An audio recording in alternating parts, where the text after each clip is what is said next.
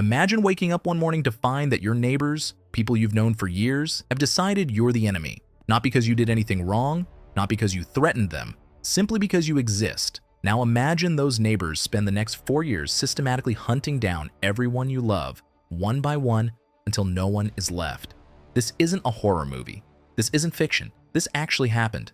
But the neighbors weren't human. They were chimpanzees. And what unfolded between 1974 and 1978 in Tanzania's Gombe National Park remains one of the most shocking and disturbing conflicts ever documented in the animal kingdom. Today, we're diving into the true story of the Gombe Chimpanzee War, a brutal 4-year conflict that turned friends into enemies, families into victims, and forever changed how we understand our closest living relatives. This is the story that made Jane Goodall question everything she thought she knew about these intelligent, tool-using primates. Let's begin. Our story starts in 1960, almost a decade before the violence began. A young 26-year-old researcher named Jane Goodall arrived at Gombe Stream National Park with a mission: study chimpanzees in the wild. At the time, virtually nothing was known about how chimps lived in their natural habitat. Jane was sent by the famous paleoanthropologist Louis Leakey, who believed studying great apes could unlock secrets about human evolution. And Jane didn't disappoint. She became the first researcher to observe chimps up close, documenting revolutionary behaviors no one had seen before. She watched them create tools from twigs to fish for termites. She saw them form complex social bonds, share meat after hunts, and develop intricate hierarchies. The scientific world was captivated. These weren't just animals, they were intelligent beings with societies, personalities, and emotions. To get closer to the chimps, Jane employed a surprisingly simple strategy: bananas. She set up feeding stations near the research camp where fruit could be stored and made accessible when chimps approached. Slowly, the chimps grew comfortable with human presence. They accepted Jane and her fellow researchers as harmless observers. Remember these feeding stations, they'll become important later. For over a decade, Jane and her team meticulously documented every aspect of chimp life. They followed individual chimps from dawn until dusk, recording every behavior, every interaction, every meal. These detailed observation sheets, still archived today, created an unprecedented record of chimp society. By the early 1970s, researchers had identified 3 main chimp communities in Gombe: the Matumba group in the north, the Kalanda group in the south, and the Kasakela group in the middle. The Kasakela community was Jane's primary focus, the group she'd been studying since day one. And then, something strange started happening. Around 1971, Jane noticed unusual behavior within the Kasakela community. They weren't fragmenting the way chimps normally do, splitting into small foraging groups of 5 or 6 before reuniting. Instead, distinct factions were forming. The community seemed to be dividing along geographical lines. A southern faction started visiting the feeding stations less frequently, even when researchers added extra fruit to encourage them. As months passed, the two groups spent less and less time together, until finally, they stopped interacting altogether. At the time, researchers didn't realize what was happening. But looking back, this was the beginning of something unprecedented. The division centered around leadership. The aging alpha male, Mike, was losing his grip on power. 3 males competed to replace him: Charlie, Hugh, and Humphrey. Humphrey was the strongest, a courageous but socially awkward chimp who struggled to form alliances. Charlie and Hugh were brothers who consistently challenged Humphrey's authority, causing chaos within the community. In chimp society, strength alone doesn't make you alpha. You need coalition support. You need respect. And despite being weaker, the brothers refused to submit to Humphrey, frequently ganging up on him in ways the community viewed as unfair fights. Eventually, frustrated and unwilling to accept Humphrey's leadership, Charlie and Hugh did something remarkable. They led a breakaway faction south, taking their supporters with them. The group included 4 adult males, 3 adolescent males, 3 females, and their offspring. By late 1972, it was clear this southern group was no longer part of Kasakela. Researchers gave them a new name: the Kahama community. And for about a year, the two groups coexisted peacefully, occupying neighboring territories with minimal conflict.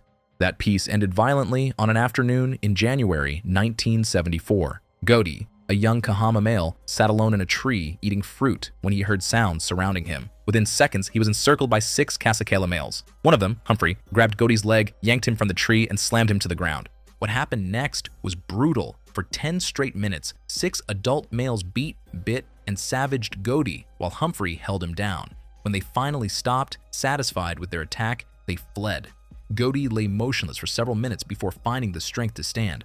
Blood poured down his face. His legs barely supported his weight. He let out a long, anguished scream before limping away.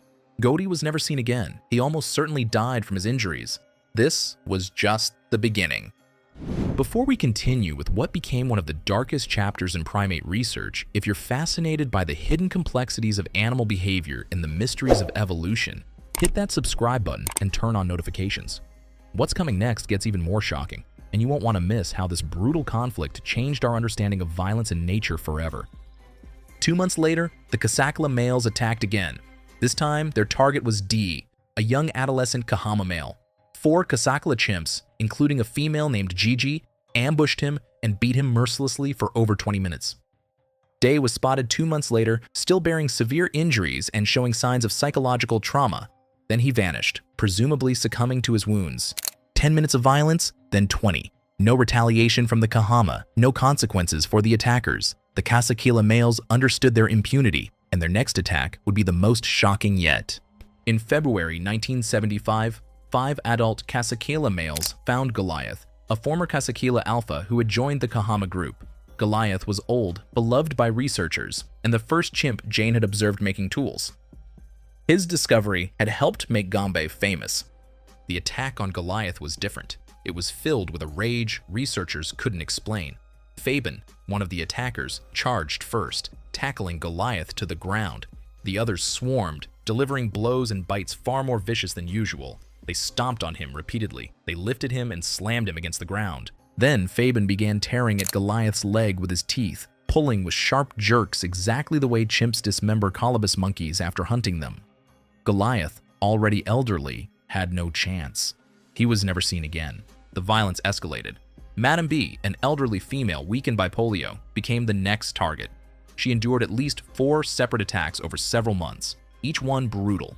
Her older daughter, Little B, had already abandoned her mother to join the Kasakela group, a decision that shocked researchers. When the final attack on Madam B came, it was just as vicious as those against the males. Sherry, Romeo, Everett, and Satan descended on her, beating her with savage intensity. Little B watched from the sidelines as her own adopted community killed her mother.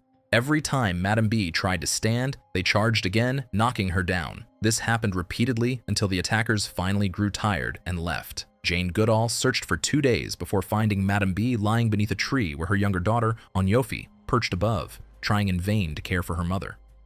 4 days later, Madam B died from her injuries. Over the following months, the systematic elimination continued.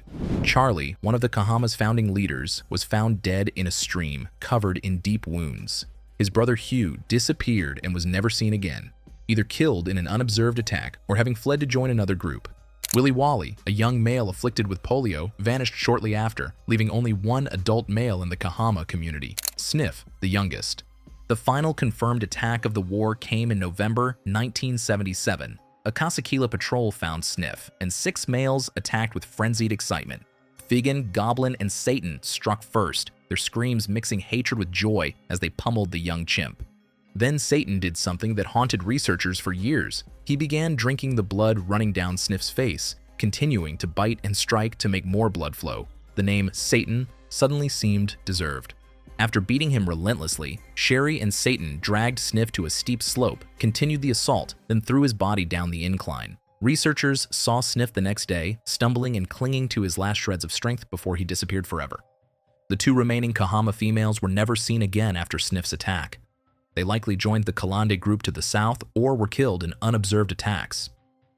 Little B and Onyofi were the only confirmed survivors. The Kahama community had been completely eradicated in a one-sided conflict that spanned 4 years and killed at least 8 chimps through brutal, coordinated violence. Ironically, the Kasakela's victory brought them no benefit. By eliminating the Kahama, they removed a buffer zone protecting them from the Kalande community to the south. The Kalande moved into the vacant territory and began attacking Kasakela patrols, killing several chimps including Humphrey, the alpha male who had started it all.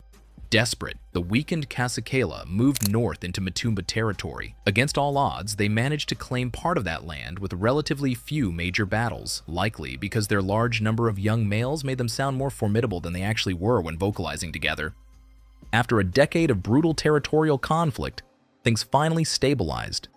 The 3 communities reached a precarious balance, and the Gombe Chimpanzee War was over. But the question remained, why? Why would chimps who lived peacefully together for years suddenly wage a war of extermination? Researchers have proposed several theories. The most obvious: the power struggle between Humphrey and the brothers created tensions that boiled over into violence. But this feels too human, too much like attributing complex motivations that may not exist. Another theory focuses on biology. In the early 1970s, most Kasakela females were either too young or too old to reproduce, while an unusually high number of young males were sexually mature.